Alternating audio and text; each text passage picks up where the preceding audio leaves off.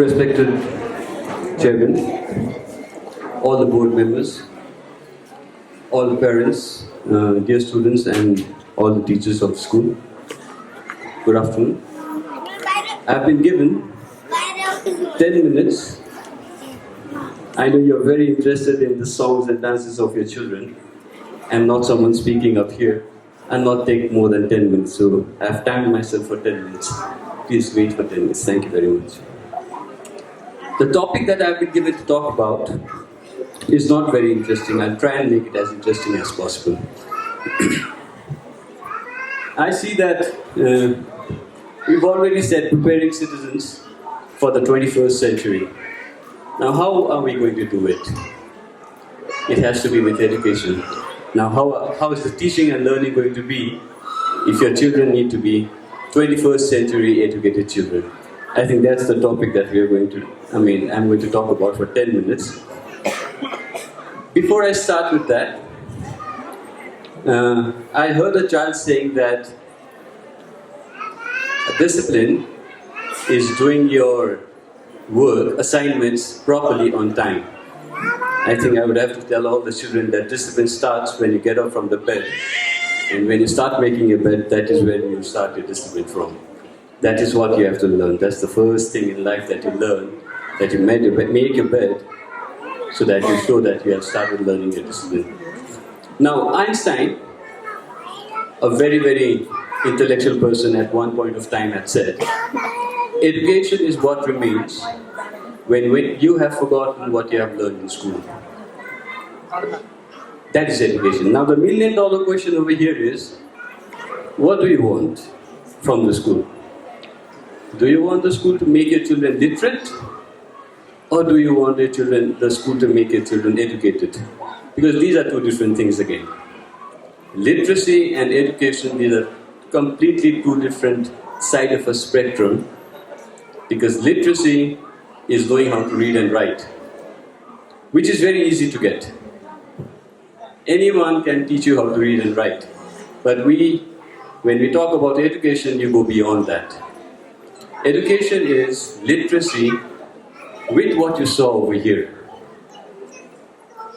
With the discipline, with the perseverance that you have in you, with the ability to come up and face the crowd, the confidence, the collaboration that we were talking about, all these put together make education. So, what do we want at the end of the day? Because in the last 16 years, being a principal in various schools, all 16 years I have found parents come up to me and say, so will my child get A+? At one point of time it was distinction, 80%. And then we moved on to A+. Will my child get A+? And then they moved on to 3.8 GPA. And now it's about 3.9 GPA. Will my child get 3.9 GPA? Do you want that? 3.9? Or do you want a child to be able to face the crowd? Because if we are talking about 21st century education and teaching and learning, I believe that 3.9 is not going to help your children at all. If that was the case, I wouldn't be standing up here today. I was never a 3.9 child. I was always a, let's say, around 3 or 2.9 child. I always tell this to my parents. Even my parents will come to my school during the farewell and any other event that we have. I always tell my parents that 3.9 will not put your child to the pedestal that you are talking about. It's very difficult. Because education, what your child is learning now, is going to go obsolete within the next 2, 3, 4 years. You know, your child studying in class 1 right now has 10 more years to finish school. Add 2 more years for class 11 and 12. Add 4 more years for bachelor's and add 2 more years for master's. By the time your child gets master's, the job that you have now, you're not very sure it's going to be there. So how would we teach? So there are 4 things that in education that we talk about. I think your children should know that. One is how to collaborate with each other, how to communicate with each other, that's the second C. Third one is how to critically analyze things that has been given to you. And the fourth C would be how to create new things. Education is not only about learning. If you sit down and work whatever your teacher has given, I'm very sure you'll get 3.9, but you cannot create new things. You have to be creative. And that is what is more important in now. And the fifth C that we can add to it is caring. In every religion, I think there is something called the Holy Trinity. Our chief guest was talking about schools in Darjeeling. I happened to study in one of those schools in Darjeeling, St. Joseph's School in Darjeeling. I studied there. I think the vice principal also studied in Loreto College, a school in Darjeeling, which was the first school to come up in Darjeeling. And the way the chief guest talked to us and said that we need to copy, we need to learn from schools that have already been present and have been working for the last 100, 120 years, 130 years, 140 years as a benchmark. Now, I'll tell you a difference between the schools that we have there and the schools that we see here. I think that is the comparison I make whenever I run a school. Here, the focus is more into education. Literacy, not education. It's more into literacy because we all come up with the idea that our children should get 3.9. My son or daughter should take optional maths, one of the other subjects, the things that you're going to talk about very soon when you have your child reaches class 9 and 10. Is, I need optional maths for my child because he has to be a doctor or an engineer in the future. But when we studied in our school, that was not the focus at all. Study was secondary. More important was how we behaved in the school. How we behaved with each other, how we behaved with our seniors, our discipline, our manners, the games that we were forced to play. And we started off with hockey and then ended with athletics, meaning we had to do everything. So we were kind of opened up to a lot of different avenues which we learned when we were in school, making us a little bit more better in life, so we could face the crowd. So I think that is what you need to learn in education, or your children should have in education. The Holy Trinity, if you go to a Christian school, it's going to be in the name of the Father, Son, and the Holy Spirit. That's the Holy Trinity that we have. In our Hindu religion, I think we have Brahma, Vishnu, and Mahesh as the Holy Trinity. In education, the Holy Trinity is teachers, parents, and children. If the teachers don't teach, your children never going to learn. If you don't sit with your children and give 2 hours of time every day to make sure that you guide your children, they are not going to learn.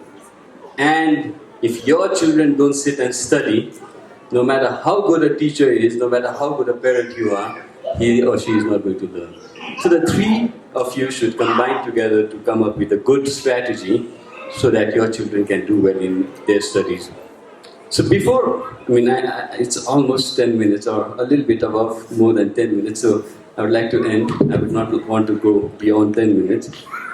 I had an opportunity of meeting the head of GEMS education, not this GEMS in Kathmandu, but there's an entire institute of GEMS in London, and they have schools in Dubai and other countries. So I had an opportunity to meet him, and then he was explaining to me about IB. Why IB as a course is doing very well. International Baccalaureate as a course is doing very well in the world. And there was a parent who asked him a question, why is IB better than CBSE? I think the parent was into CBSE. So his answer was, when a child goes to a school with CBSE and a child wants questions a teacher about anything, the teacher gives the answer. I think every one of you will agree to it that it's the duty of the teacher to give the answer. But in IB, if a student wants an answer and asks a question, the teacher answers it with another question. Now you may think how stupid it is. My child already has a problem asking a question and she's asking another question, making it more difficult for my child. But what the teacher is doing is making sure that your child becomes more independent in nature. That they find out things about how you solve your problems. I think that is more important in education than sitting down and getting 3.9 and not knowing anything else to do. I shouldn't be talking about this, but I had a student who had, I think when the percentage was being given, had 89%, joined science, and the father said, she studied in my school and she's the topper of my school. So they wanted a discount, which is common, so it was given. And when the first term came and she appeared for her exams, at the end of the term, she had failed in 2 subjects. You can be very good with your studies. You can mug up everything because our brain is able to mug up many different things. You can mug up all the things, but when it comes to being creative and writing different answers, it's going to be very difficult if you are in that flow. So, I believe or I feel if you could tell your children, or if all the teachers around here, if you could tell your students that 3.9 is not very important. What is important is how you tackle your problems, how you solve problems, how you find different things in life, and how you take care of your studies by yourself, making you self-reliant, which is, I feel, much more important than getting 3.9. I think that is what we should be working for. The entire show, or whatever we saw, was wonderful. I think it doesn't happen out of the blue. It takes a lot of effort. I've done it many times. And so I know exactly what the problems are. Sapan sir here, he knows me very well. I think I would not be very happy with what I'm going to tell him after the show, that is. So, before I get down, I would like to thank all the teachers who've taken a lot of trouble to prepare this. I hope the parents enjoyed this. And all the students who've come up here, I really envy you. Because when I was in school, I was kicked out of the group because I was a very horrible singer. I still am a very horrible singer. I cannot sing. I cannot even clap to the tune of or the beat of the song. I'm that horrible. So I'm very, very envious of anyone who can dance, anyone who can sing, because they have immense talent. I think that is one talent that you should appreciate in your children, which we could not do when we were in school, which your children can. Thank you so. And the third thing is, I think I have been said a special guest or something, but today all the special guests, all chief guests, everyone is, I think, everyone sitting over here. It's your day, the parents' day, the children performing for their parents. So I hope all the parents sitting over here are really very happy with whatever the children have performed, and I'm very sure they're going to get better with time.